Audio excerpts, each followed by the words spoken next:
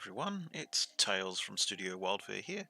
I've just wrapped up converting the Catacombs Map Tile pack to a Fantasy Grounds art asset module, and I thought I'd just sort of walk you through what you would do to make a adventure map if you were using the assets pack. So I've just loaded into Fantasy Grounds. This is the D&D 5th edition rule set. Really could use any rule set you like. It should be not dependent upon what rule set you're using to use the assets. So first up, create your blank canvas. So go to images, open up the images panel, create a blank one, so create item. Okay, so this is going to be our blank map canvas. So let's get rid of that little panel. Put this one up here. Now click and drag it out so it fills up a good bit of the screen. So this is going to be our canvas area. Now what we want to do first is we want to change the map grid. So we go over here to the grid. Now you can see it's by default it's set to 50 pixels square. Change that to 180. Oops, there we go. So it's 180. It's square grid. You can toggle the the grid on or off. Really doesn't matter. We just want to be able to snap to that grid, and 180 is the grid size that I use for all of Studio WyldFurr's map tiles. Now we want to come down to the assets panel. So we've got the assets panel up. Click on images, because it's an image assets system. Go looking for Catacomb Map Tiles and open it up. So this is our bunch of folders here. So let's pop that up there. Just make this window a little smaller and make it larger down to there. So the reason why we sort of split up the screen like this is that we want to be able to see our map as it's being formed here, but we want to have access to the assets over here in this panel. So let's start by, I'm just going to create, I'll create 2 rooms. This is just a real quick map build to show you, give you an idea of how you do it. So, oh, and one thing I'm going to do first as well is I'm going to create some folders. So I'm going to create a folder and I'm going to call it walls. So that's where I'll put all of my wall assets. Another folder, I'm going to call it the floor. That's where I put all my floors. Floor assets. So we want the walls above the floor, and it doesn't really matter which you start with. So let's start with the floor. Now this is, so in the package there we've got Catacomb rock floor. We've then got plaster wall overlays, so that's sort of like a plaster wall design for the walls. We've then got another called rubble rock walls, where the walls are like a rubble made out of stone rubble. We've then got the sandstone floor, so that's sandstone bricks. Followed up by stone wall overlays, which is another sort of texture, sort of like a mortar and stone medieval type wall. And then tombstones, so if we want to have some tombs around the map. But let's just start off with our Catacombs rock floor. And here are all the assets. So you use the little forwards and back buttons to go through the assets. So it's pretty standard. Pardon me. So let's start with a big hole in the ground. Where is it? Okay, so selection. So we'll pop that there.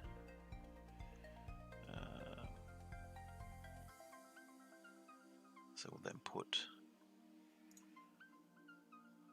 some squares around it. So I'm just building up the floor. As you can see, I'm just click, drag, click, drag, drag, dunk, dunk, dunk, dunk, dunk. There's our first room with a pit in the middle. Now, one thing I've just noticed is that I'm a bit off the grid, so just pop these onto the grid. I was actually halfway across. Easy fix. So that's going to be room number 1. Then let's just say we have a corridor comes off here. We have another room here. Let's go to... Let's say we have a staircase. It comes down by 3. Now the way I've made the staircases is you put down a base layer, then you come up here to... So you could either make a spiral staircase. So for example, you know, here's part of a spiral staircase. You know, that's the big 10-foot wide staircase. Let's get rid of that bit. Or you could go for the smaller one. Oops, is that the right same piece?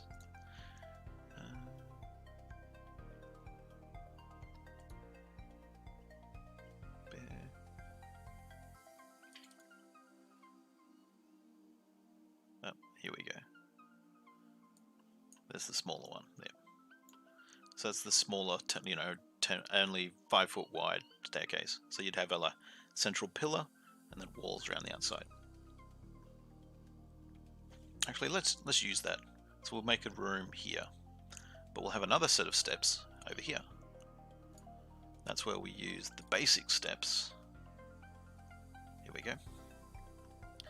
So you can use this as an edge to the. Let's just say you've got this room here is like a platform, and then there's something else here.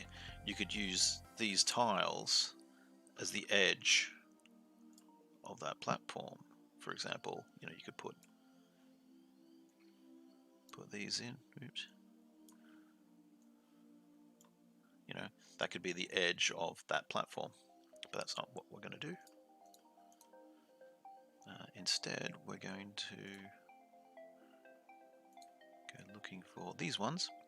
Now, this is the reason why you put down a bunch of tiles first, is because if you have a look at these, see how there's a shadowing for the last step? It means that you come along and you pop that there, and it creates the effect of shadowing down. Now, this is where you need to make certain that you're putting these down in the right order, because if you put the next one, where is it? If I put the next one down, see how it's overlapping that last bit? We want this one under this one.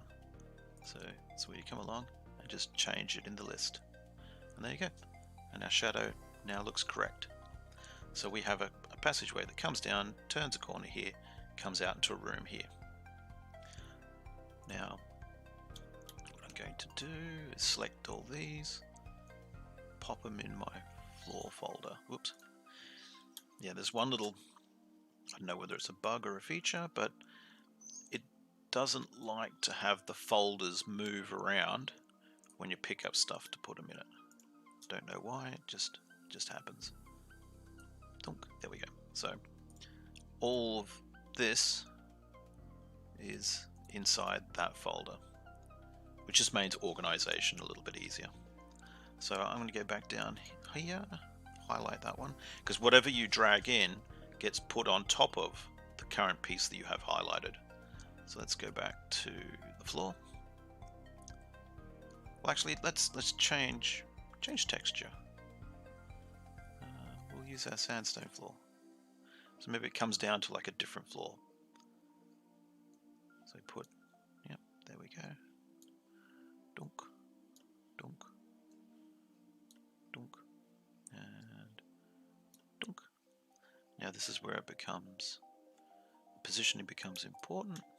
So we're going to put these underneath these. There we go. So let's just say that's our basic layout. So we've got a big room here, steps down and into another room here. So we want to put some walls around it. So let's go to, let's just say this is an underground place. So let's use our rubble rock wall. So it's like crumbled stone and whatnot. Let's plonk down that. So this is the walls around our floor. Now, of course, once again, we want to have these inside our walls folder. So let's just plonk, plonk, plonk. Putting down the corners.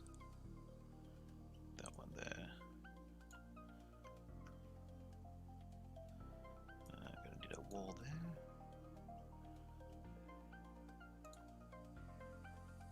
And here we go.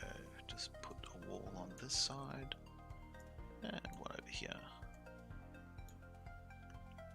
So there's the top of this. Now, as you can see, when it puts the new tiles down, it puts them on top of everything. So just drag your folders up and then drag them into the correct folder that you want them in. There we go. So we want to continue down here. So you can just, like on these passageway areas, you can just build up one side and then build up the other side. But I've also put in helper tiles. So for example, if you look for passageways and dead ends.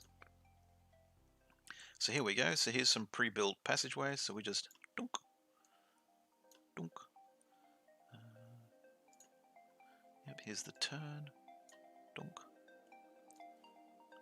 dunk. And now we want to go back up. Whoops, too far. Back into here. I was using the rubble rock walls. So we want to then just give this room its edges. Dunk. Dunk. Dunk. And then we just need a corner piece, which is in the cornerstones folder. And it's just one of these. Dunk. There we go. So there's a really quick. Oh, I need to put a piece here. So I've made. There's the cornerstones where it's a rock in one corner, or I've made doorway where it's the wall sections on a doorway. So for example, I'll just grab this one here and plonk. There it is. Done.